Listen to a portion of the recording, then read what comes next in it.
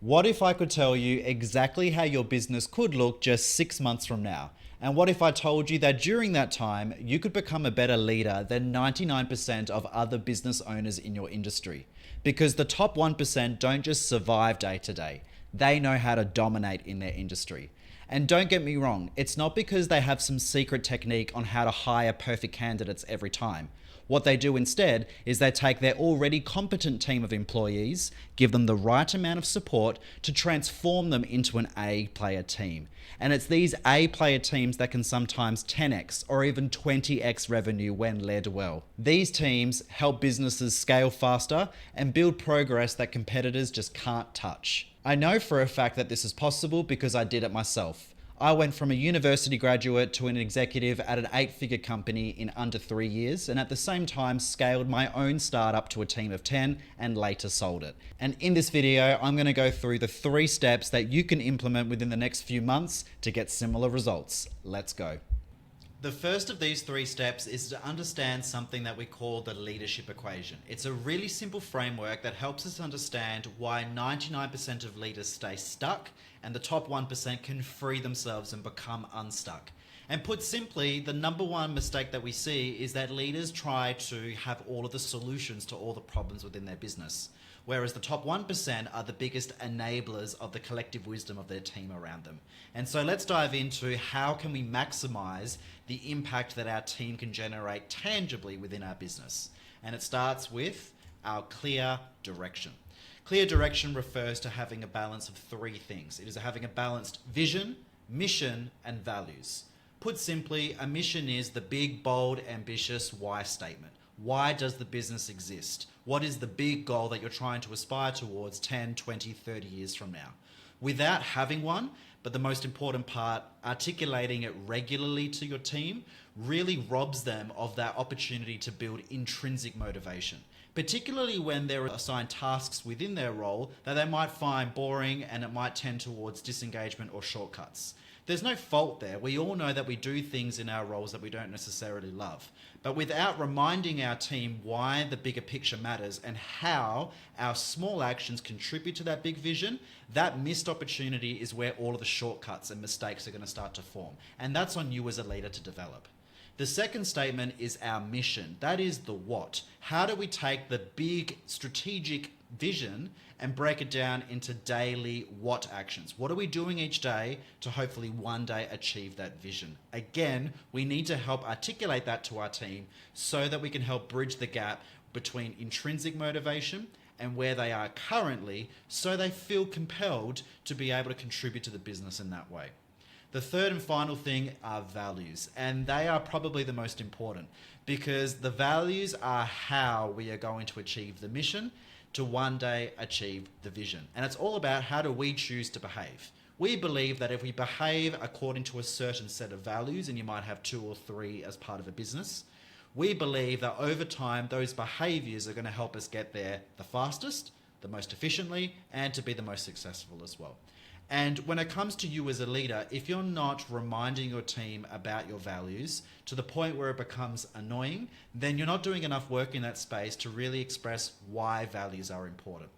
And when I say expressing why values are important, you need to actually show your team how certain values can become tangible. And so, for example, if you have a value that is people first, you going around as the leader saying our value is people first, be more people first. Values mean different things to each person.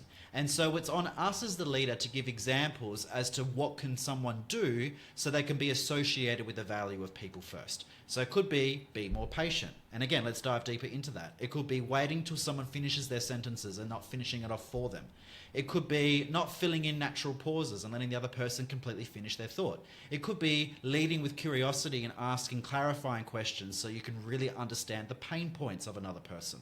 That's what I mean when I say we need to break down what do values look like in practice so that when we start to remind our team of it, they can begin to tangibly understand, okay, I know if I do X, Y, and Z action, those things combined are going to help me be people first. And that is what we do when we set an overall direction for our business. The second thing that we need to do is we need to add on reinforcement of desirable behaviors. And if you think about all behaviors that you observe as a leader, there's one of 2 types. There are behaviors that we would associate with positive behaviors or desirable behaviors. Those ones we want to reinforce. The other type of behaviors that we see, we can classify them as undesirable. They're the ones that we want to see less. And so the opposite of reinforce is to redirect. And the number one mistake that we see 99% of leaders make is that they focus too much on redirecting undesirable behaviors than reinforcing desirable behaviors. And there was a great study done by Heafy and Lasada in 2004 and said that the optimal ratio of reinforce to redirect conversations needs to be 5-to-1. Any less than that, then the other person just becomes defeated. They go into feelings of guilt and feelings of shame that they're not good enough for the business. And so boiled down simply, you want to catch your team doing good, and doing good means aligning with your values and completing role tasks to an at or above level expectation. You want to catch your team doing good 5 times more than you catch them doing bad. And the logic is pretty simple. The team will be more motivated to do desirable actions. They'll understand to you as the leader what are desirable actions. But the most important thing is if you're reinforcing all the things that are good, the other person is going to try and keep doing that and keep replicating that. There's not going to be enough time in their day to waste on some undesirable behavior. Okay, we want to overwhelm them with good rather than litter with negativity. The third thing, and you can notice that in our equation we've got a minus symbol, is a subtraction. We want to remove as many bottlenecks as possible. Bottlenecks could be resource constraints. It could be layers of people you need to seek approval from to be able to make a decision. You as a leader need to trust your team and understand that when you hire someone and you pay them a salary, that is not okay to expect 100% perfection from them. Humans are not computers. Humans make mistakes. You make mistakes as a leader. And so you need to understand that maybe 10 or 20% of someone's salary, at least for the first year, are going to go towards investing in them not being able to make future mistakes.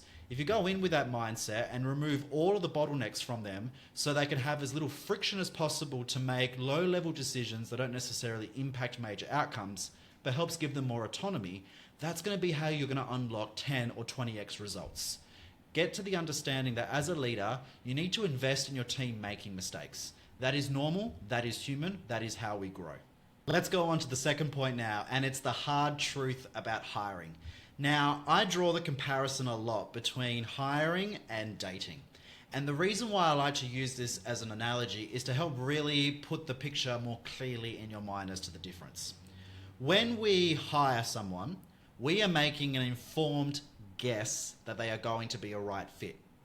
When you are on a dating app or you meet someone in real life and you take the plunge and you go on a date, you are taking a guess that there will be a right fit. But where I need to draw the line in the sand is, if you do end up pursuing a long-term relationship after the dating phase based on your assumption or your guess that it was going to be a right fit and stop there and don't put any more work in, that relationship most times will fail. The same logic applies to hiring. So many times we see 99% of leaders, they will hire based off someone's resume. They'll expect them to come in with all of their great experience on paper, fit in exactly well with the team, and they should blow us away with their results, and we get upset at them if they don't deliver. But what we need to do is we need to hire them with the guess that they're a right fit, but then the real work starts. Just like in dating, then the real work starts. We've got to build the relationship, invest in their growth. The idea that we can turn someone who's already competent and established into an A player, that transformation only happens once you've hired them. You can't do bulk the work before the hire. It's lazy for a leader to expect that during the hiring process, all of the work has been done. No, it needs to happen during the process, and it's that simple distinction that separates the top 1% of leaders from all the rest. And the last one is exposing a hard truth about what we perceive as leaders to be underperformance. And we're strong believers that underperformance is actually a clarity problem rather than a competence problem. As a leader, you need to go above and beyond when you're delegating tasks to make things crystal clear. Crystal clear is actually defined as 5 things. Did you explain a task to someone in writing exactly what needs to be done? Did you set a proper deadline? Did you check for any constraints, any bottlenecks that may prevent the task from getting done to a high satisfaction? Did you articulate the how the task needs to be done? Did you check that they had the right skills or the right technologies or the right resources to be able to use as a guide? And most importantly, did you articulate the why the task matters? Linking it back to the vision and linking it back to building some intrinsic motivation. Because everybody, when something isn't reinforced or acknowledged as a role, over time, you're naturally going to become disengaged, or you might start taking shortcuts. That's not on you as a person. That's just because no one's actually validated or reinforced that the work that you're doing has value. Can you imagine what it would be like if every single day you swept the floor, and you swept the floor for 10 years, and nobody ever said thank you to you? Or let's say, for example, going back to a relationship standpoint, what happens if you wash the dishes for your entire family for 10 years? And in that time, nobody even acknowledged that you did it or showed their appreciation. Do you think as a human being that naturally, because we are all human, that motivation will start to fade? We might start to take shortcuts. We might start to take a day off. That's not on a human doing something wrong. It is just wanting to be validated for the great work that they're doing. And so with all 5 of those checklist items, that is what's important to be able to hold somebody accountable. And if you don't do that, then underperformance is not a competence problem. It's you as a leader not providing enough clarity. And that's why we've even said here, we've got to reinforce this with a 5-to-1 ratio of reinforce to redirect feedback. And if you do all 3 of these steps within the next 6 months, we guarantee that you will see a tremendous amount of growth, not only in honest communication within your team, but the results that they're able to produce as well. So let's get out there and let's make some positive change.